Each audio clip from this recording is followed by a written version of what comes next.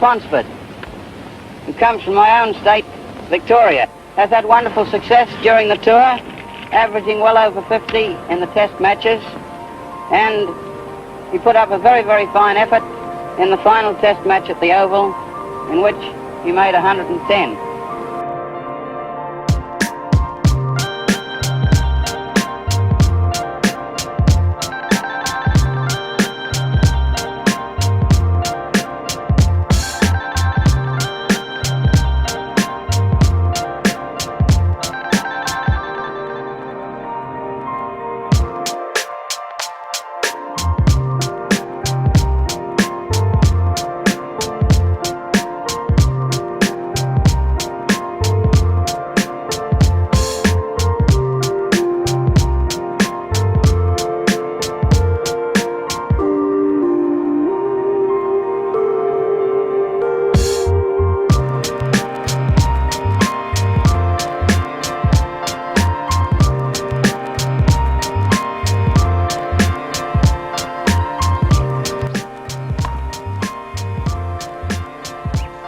Has any champion batsman been a laughing matter? Certainly not the maker of mammoth scores whom Bradman overshadowed, Bill Ponsford, the only man to score 400 on 2 occasions. That laconic Victorian came into Test cricket with a century in 1924 and went out of it with an innings of 266 10 years later against England at the Oval. Not always painlessly or comfortably. Ponsford and his opening partner, Bill Woodfull, here on the left, became Australia's answer to Hobson Sutcliffe and broke almost as many bowlers' hearts.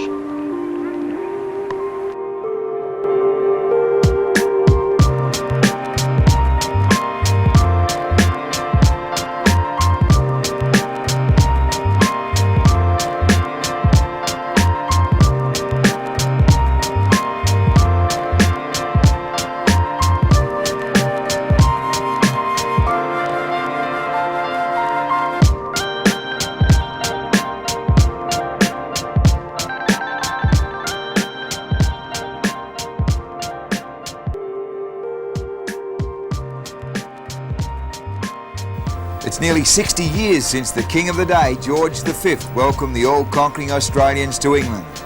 A lifetime since the youthful lad from Bowral, Don Bradman, made the first of his remarkable and record-shattering tours. And a time when the country thrilled to the exploits of our greatest opening combination, Ponsford and Woodfull. It was the golden era of cricket, a time when the world was in the grip of depression and the game was laden with riches undreamt of. While the Don, later Sir Donald Bradman, took the centre stage in the 30s and 40s and remains one of the great figures of Australian sport, the superstar of the 20s lives in quiet retirement. Outside Melbourne in the tranquil countryside at Wood End, Bill Ponsford is seeing out a great innings. The 87-year-old batting legend was never a great seeker of publicity, never a man to dwell in the limelight, nor a man all that keen on giving interviews. The massive scores he inflicted against Test and Sheffield Shield bowlers were ample testimony to his greatness. Now, more than half a century since he retired from the Test arena, he's being wooed back to the home of cricket. A nostalgic return to Lords for the bicentennial of the Marylebone Cricket Club next month. And Bill's half inclined to make the long trip for the last time. The invitation has been extended to 5 great Australian cricketers. 5 men have made double centuries at Lords over the years. First was the late Warwick Armstrong, the Australian captain they named the Big Ship because of his tremendous girth. Then came Ponny, a man who relentlessly ground out runs both here and abroad.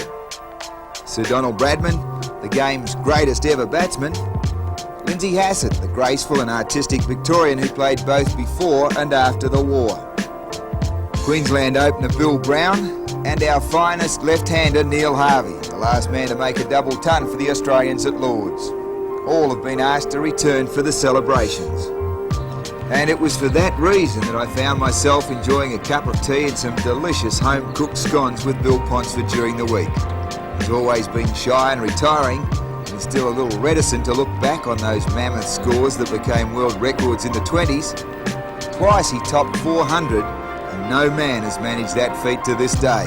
And on the Melbourne cricket ground, he once plundered 300 in a day. You had to concentrate on the word go. That made all the difference, really. With Ponsford in that Victorian team, Sheffield Shield records took a major reshuffle. There was no television to capture his magic, and moving pictures, the silent variety, took his feats to cinemas across the nation.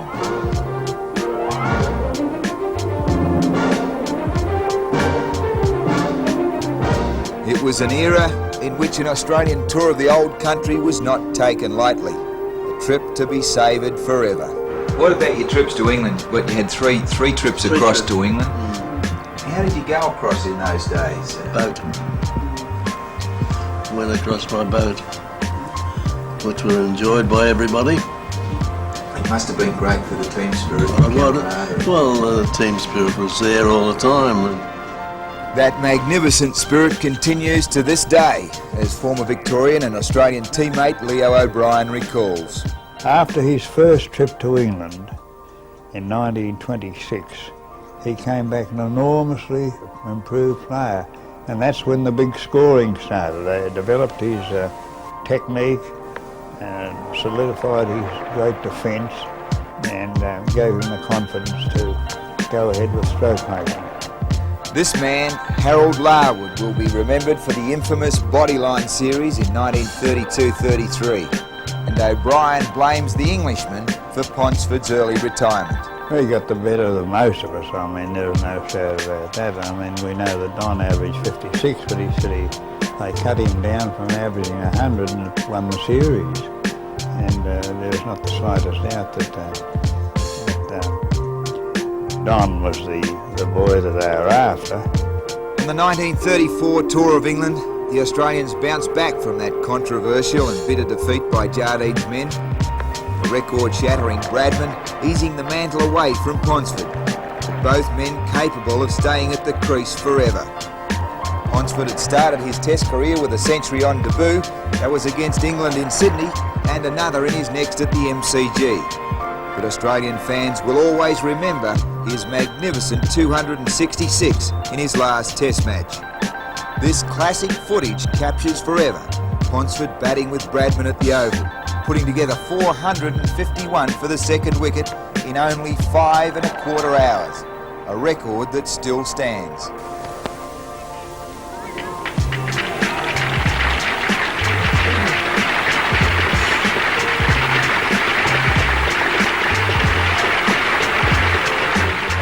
Ponsford's teammate on that tour was a youthful Queenslander named Bill Brown. Now 75 years of age, Brown still has glowing memories of Ponny. Wonderful player, magnificent player. Very much a forward player. Seemed to have a bat much wider than anybody else. Great character, and was probably one of the first to really look at making exceptionally big scores. I know in 1934 he was always chasing 200 rather than 100. Of course, there was quite a lot of competition between he and Sir Donald around about that stage. The feats of this great batsman make wonderful and compelling reading. 26 centuries for Victoria and a Shield average of 86, twice past 400, twice past 300 and 5 scores of 200 plus. That makes him one of cricket's immortals, an unstinting plunderer of bowlers. He'd never look for any glamour or glory.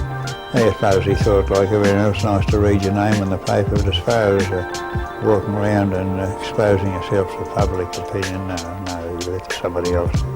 You only hit the 1-6 in a Test career. I mean, I can't remember ever doing that, mate. No, that's a fair dinkum, are you?